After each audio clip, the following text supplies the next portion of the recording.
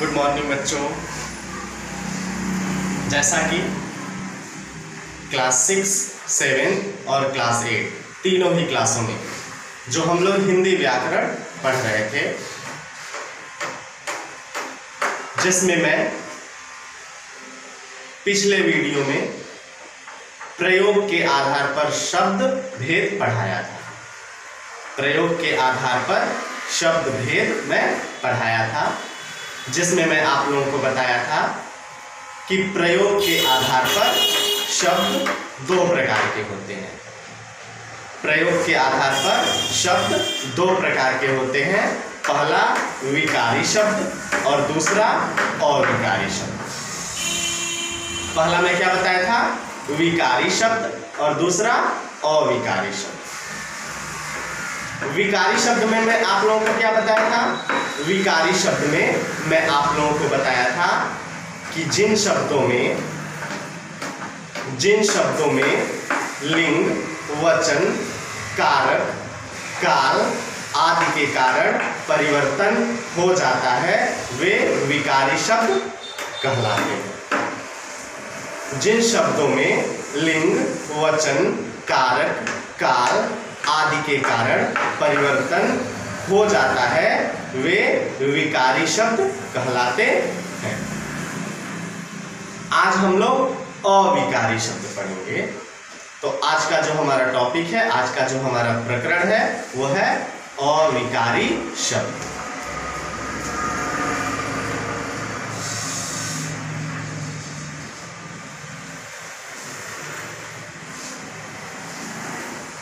अविकारी शब्द।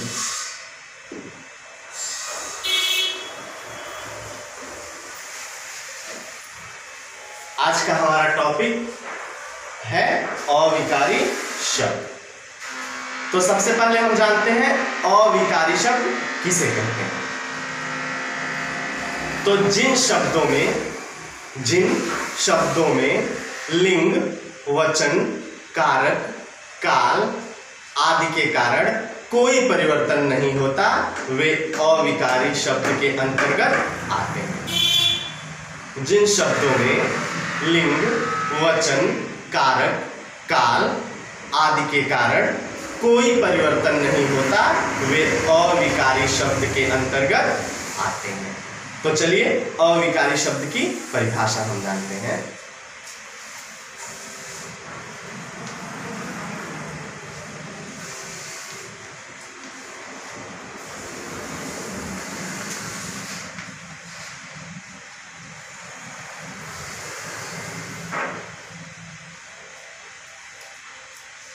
अविकारी शब्द की परिभाषा में क्या बताया कि जिन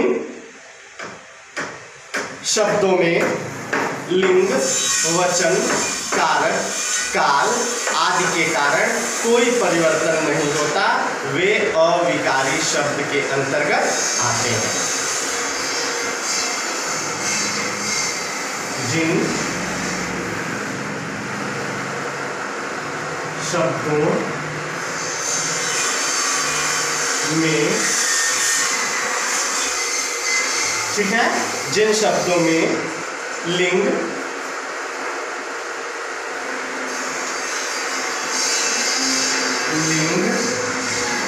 वचन, कारक, काल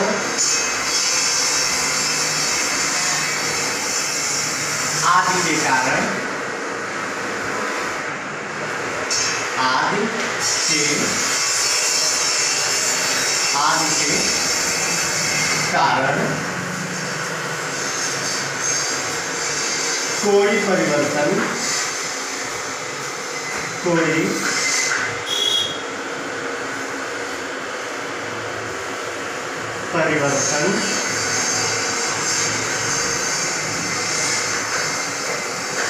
कोई परिवर्तन नहीं होता,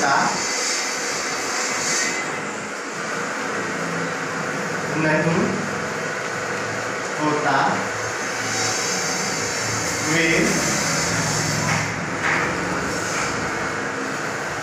नहीं होता, वे अविकारी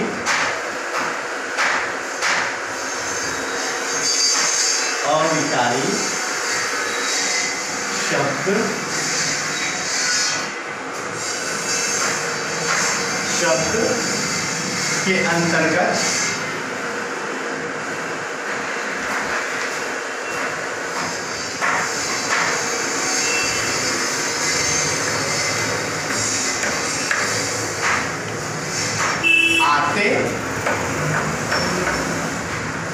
आते हैं।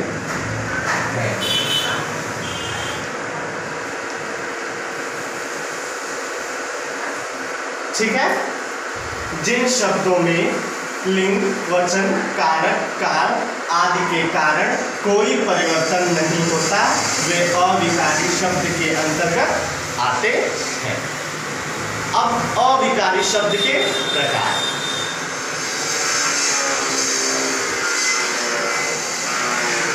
अविकारी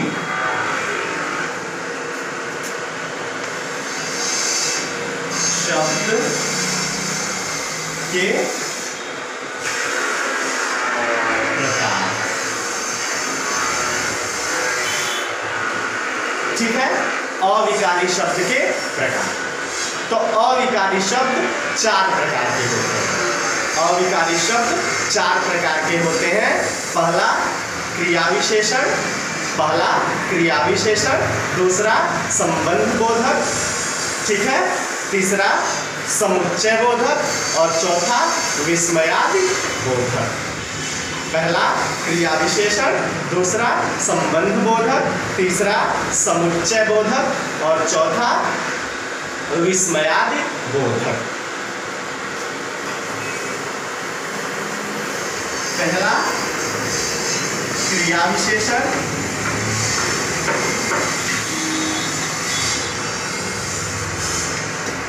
पहला क्रिया विशेषण, दूसरा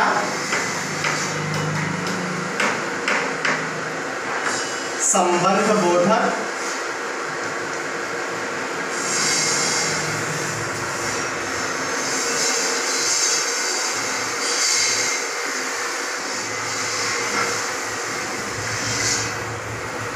ठीक है। पहला क्रिया विशेषण, दूसरा संबंध बोधक, तीसरा समुच्चय बोधक,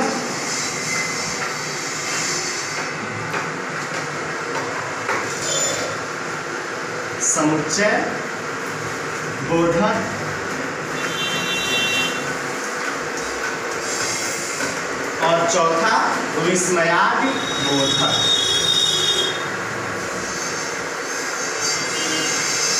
विस्मयादि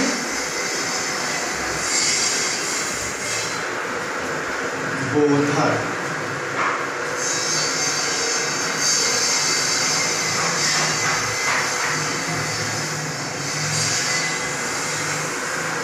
ठीक है।